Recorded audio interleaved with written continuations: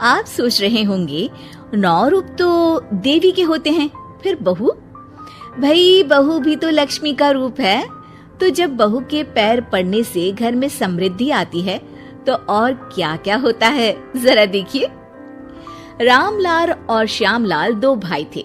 दोनों बड़े ही प्यार से साथ ही एक ही घर में रहते, लेकिन दोनों की बीवियों का रवैया एक दूसरे के लिए बिल्कुल ठीक नहीं था। एक दिन रामलाल की बीवी कहती है, अरे रमा, ये क्या कर दिया? सारा कचरा पूरे घर में फैला दिया। माफ करना दीदी, मैंने रखा तो एक ही जगह था, लेकिन हवा इतनी तेज चली कि उड़ गया। अभी उठा देती हूँ। हाँ हाँ जल्दी करो। और एक बात, अब भाई साहब से बोल देना कि 2 रसोई कर ले। पता तो है मेरा बेटा सोहन बड़ा हो गया है, अब लड़की वाले भी आने लगे हैं, तो उसकी शादी हो ही जाएगी इस साल।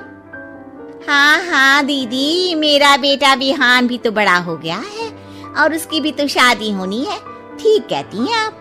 अब हम ऊपर वाले तल्ले पर शिफ्ट हो जाएंगे। मैं विहान के पापा से बात कर लेती हूँ। बात नहीं करना, शिफ्ट होना है, क्योंकि मैं अब साथ नहीं रह सकती। हाँ हाँ दीदी, ठीक है ना। फिर क्या, हो जाते हैं एक घर के एक परिवार के 2 टुकड़े और 2 रसोई, दोनों के बेटों की शादी। और फिर शुरू होती है कहानी। अरे मेरी बहू तो ढेर सारा दहेज लाई है। ये देखो, बड़ा टीवी, एसी, कार और गहने भी।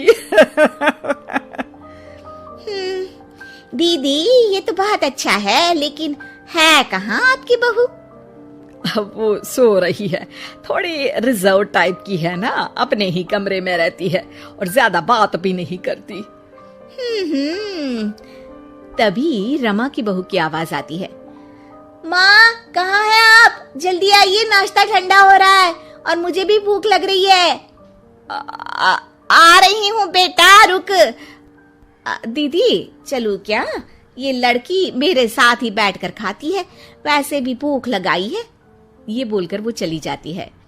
तभी श्यामा की बहू बाहर आती है और बाहर की ओर जाने लगती है। अरे बहू, कहीं जा रही हो क्या? क्या है माँ जी, बिना बात के ठोका मत करो। जा रही हूँ मैं।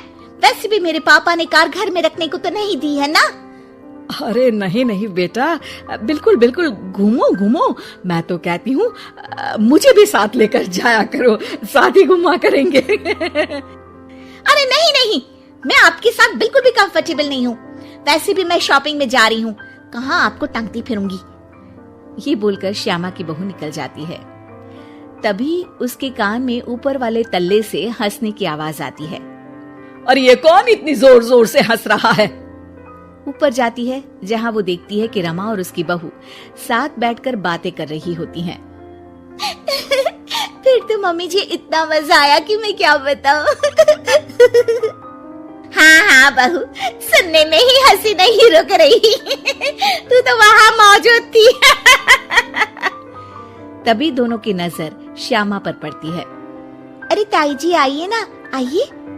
वो उनके पैर छूती है और फिर चाय बनाकर लाती है। श्यामा अकड़कर कहती है, अरे नहीं नहीं, मैं चाय वाय नहीं पीती, बस हंसने की आवाज आ रही थी तो सोचा बता दूं कि टीवी की आवाज धीमी कर लो। अरे टीवी, वो देखो दीदी, धूल खा रहा है, वक्त ही नहीं मिलता देखने का। बहू के साथ वक्त कैसे बीत जाता है, इसकी बातें और किस्से कहानी किसी सीरियल से कम नहीं होते। श्यामा को खुशहाल रमा को देखकर जलन होती है। हाँ हाँ, मैं तो तंग आ जाती हूँ इतनी सारी बातें करके, मुझे तो सुकून पसंद है। ये कहकर श्यामा चली जाती है। अगले दिन रमा अपनी बहू के साथ घर से जा रही होती है कि तभी दरवाजे में श्यामा उन्हें टोकती है। अरे कहाँ जा रही हो दोनों? अरे देखिए ना दीदी, इसे शॉपिंग करने जाना था। मैंने कहा अकेली चली जा, तो कहने लगी मम्मी जी आप घर में अकेले बोर हो जाओगे ना, आप भी चलो हमारे साथ। अरे अब इस उम्र में तू कहाँ घूमेगी? अब देखते हैं दीदी, जहाँ ये लड़की घुमा दे। अब मेरी बहू भी कल गई थी कार चलाकर। हाँ। तभी रमा की बहू कहती है, ताई जी मुझे तो कार चलानी नहीं आती, लेकिन हाँ, इस सुहाने मौसम में मम्मी जी को स्कूटी की सैर करा देती हूँ। श्यामा का मुंह बंद हो जाता है। वो अपने कमरे में चली जाती है जहाँ उसकी बहू बैठकर अकेली टीवी देख रही होती है। बहू, तू भी कुछ बातें किया करना, मैं अकेले अकेले बोर हो जाती हूँ। तो क्या मैं यहाँ आपको एंटरटेन करने आई हूँ? देखिए मम्मी जी, मैं तो सिर्फ ये कहना चाहती हूँ कि ये टीवी मेरे पापा ने दी थी, तो ये टीवी कल तक मेरे कमरे में लग जानी चाहिए, समझिए आप। ये बोलकर वो वहां से चली जाती है। श्यामा सोच लेती है कि वो अब ये सारी बातें अपने बेटे को बताएगी। शाम को उसका बेटा जब घर आता है, अरे देख बेटा, तेरी बीवी सारा दिन अपने कमरे में रहती है, न बात करती है न चित। मैं बूढ़ी सारा दिन भूत की तरह अकेली घूमती रहती हूँ घर में। अरे माँ, मैं क्या बोलूं? मैंने कई बार उसे बोला कि सबके साथ उठा बैठा करो, हंसा बोला करो और मिलकर रहो, लेकिन वो कहती है कि उसका मन ही नहीं करता। अरे क्यों मन नहीं करता है? ऐसा क्या हो गया? माँ, तुझे याद है उसके पिता ने कार देने से मना कर दिया था। कहा था कि उनके पास पैसे नहीं है, साथ ही तेरे सामने हाथ भी जोड़ा था, लेकिन कैसे तूने उसके पिता के साथ बुरा व्यवहार किया था।